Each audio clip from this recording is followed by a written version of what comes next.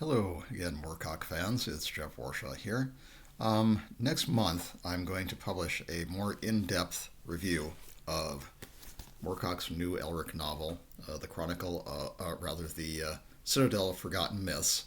I'm not going to do that now, but what I am going to do is I'm going to tell you a little bit about my particular involvement with the book, and particularly the third section as regards a certain white sword diversion.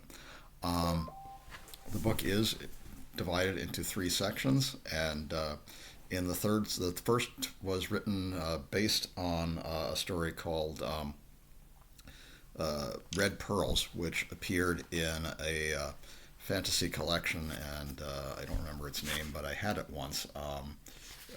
Swords and Dark Magic, the New Sword and Sorcery, which was published in 2010. The second section was based on another story called Black Petals, which was published in Weird Tales 349, published in the March-April issue of 2008.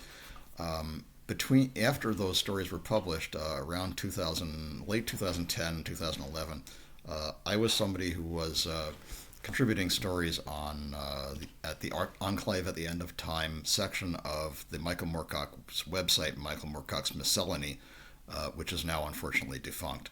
Um, and I kind of asked Moorcock as sort of a joke. Had read a very funny line in one of his End of Time stories. I believe it was The End of All Songs, where Werther de Goth says to himself, "What would his hero, Eric of Marylebone, have done in this situation?" And I asked Moorcock, basically as a joke, can I write a story about Eric of Marylebone? For those who don't know, Marylebone is a section of London which is near Baker Street, where the fictional Sherlock Holmes is supposed to have lived. Um, and he said, "Yeah, go ahead, write it." So I wrote a story which I called "The Fewer the Better." That title is kind of a jape at Winston Churchill's line about the Battle of Britain, where he said, "Never have, in the field of human conflict has so much been owed by so many to so few." Uh, and it takes place in a kind of an alternate Battle of Britain, where when they're not fighting the Nazis, they're fighting the Franco-Belgian hegemony, which I thought was kind of funny.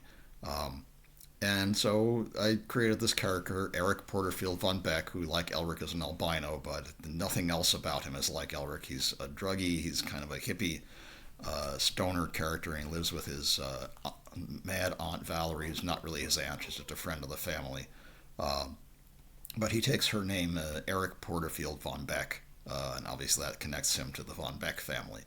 But he's out on what he thinks is an acid trip, and he meets Queen Siombarg of Chaos, and she says, "It's your destiny to go find me the Red Sword Fire Spitter, and you have to go to an alternate London and go get it, and I'll give you a reward."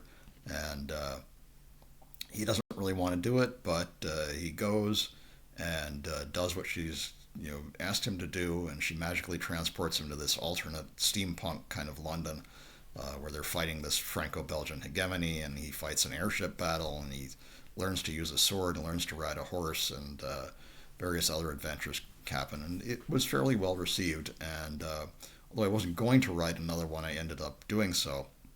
In that second one, I wanted to explore Eric's origins, and also kind of kick around this idea that I'd had. I had read in Tales of the White Wolf, which was a series of short stories written by people about Elric, an excellent story by Tad Williams called Go Ask Elric.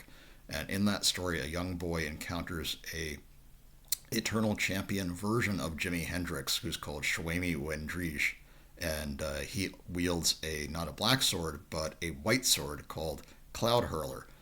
That's a joke on Williams's part. Obviously, Hendrix's most famous guitar was his white Fender Stratocaster. You take the word Stratocaster, that means Cloud Hurler. So that's the name of Hendrij's sword in that story.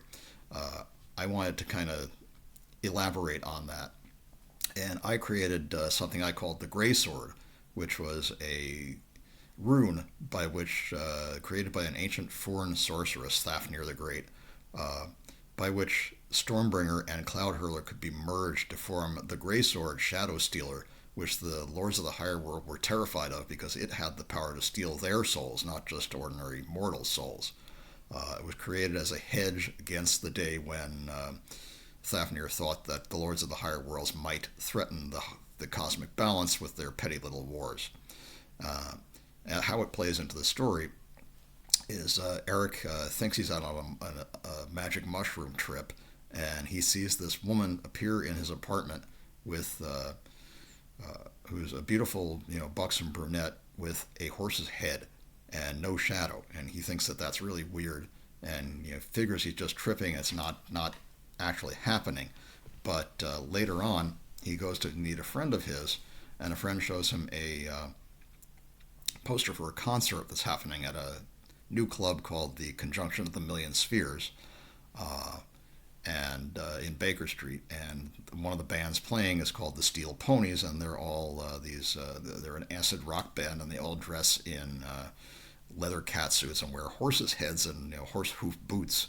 And Eric says, "Oh wow, that's really a trip. I got to go see this band," and he does, and they play a song called "The Chronicle of the Grey Sword," which is atonal and weird, and it kind of gets inside him. And then they invite him backstage, and one of them turns out not to be human. She is a scion of Queen Siombarg called Mistress Zenadria, and her horse head is real, and it kind of freaks Eric out.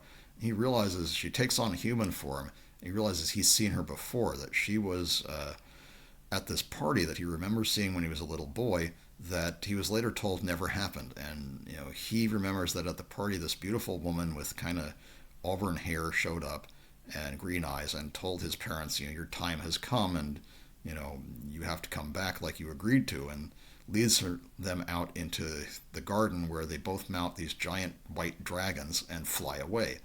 Well, in the morning after that party, he wakes up and the police come and tell him his parents were killed in a car crash, and worse, that his dad owed a lot of money, and the house has to be sold, and all of his belongings, and he has to go live with his parents' friend, his Aunt Valerie.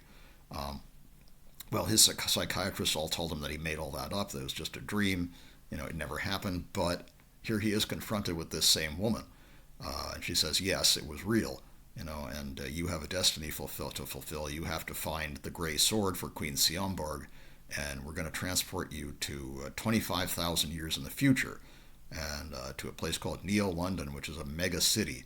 And that's the title of the story is called The Materializing Mega City, which is a little jape on The Vanishing Tower. Anyway, I wrote in this story that Eric goes and he retrieves the Grey Sword, and he's not sure what to do with it.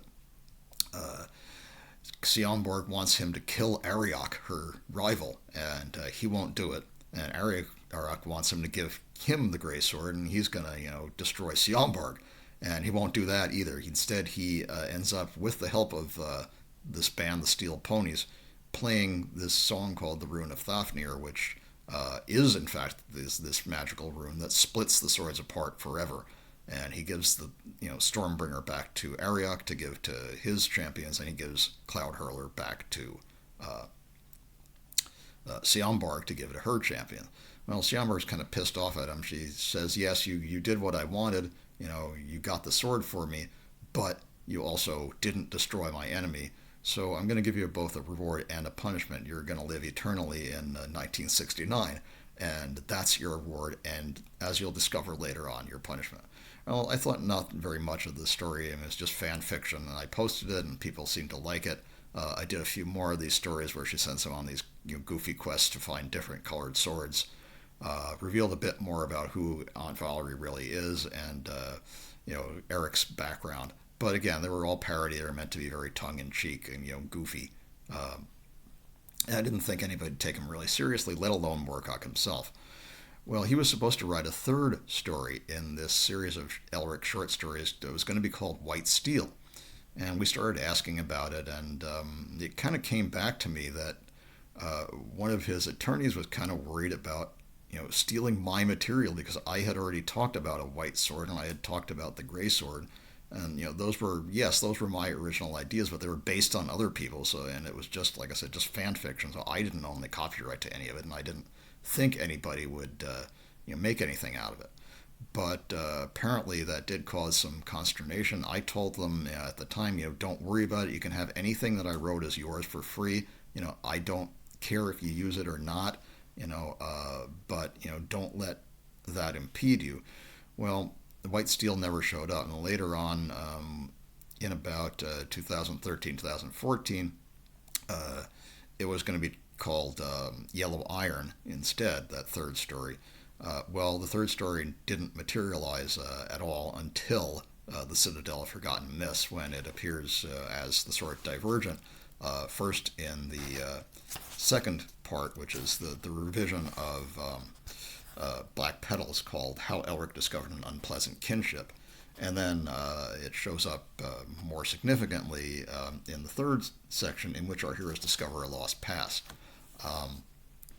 In a much different form.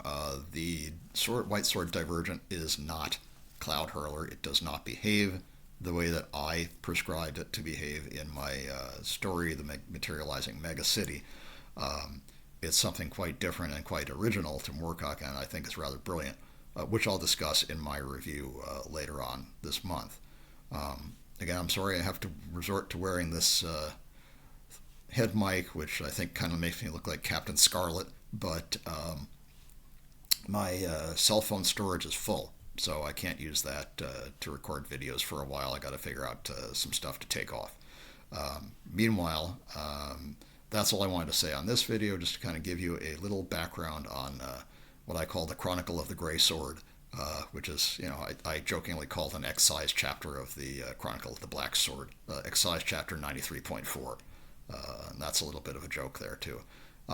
But that's my involvement with the book, and I hope seriously that it didn't really impede the writing of White Steel, or the creation of the third section of the book, which I think is quite brilliant, and which I'm going to discuss in detail in my review, which will not be spoiler free, so I'm just giving you that warning. Anyway, have a good day and a pleasant weekend, and see you out there in the conjunction of the Million Spheres. Oh, just a side note, where did I get the idea for the girl with the horse's head and the cat suit? There's a Canadian supermodel and actress called Bianca Beauchamp, who is absolutely drop-dead gorgeous, and if you haven't seen her, you should. But I saw an image of her wearing something like that, and I thought, wow, wouldn't that be great for a 1960s psychedelic rock band, acid rock band, to be an all-girl band, and they all dress like this with the horses' heads and the hoof boots. It's called pony play, apparently, and I think it's goofy, but apparently some people are into it. So anyway, enjoy, and I'll see you later.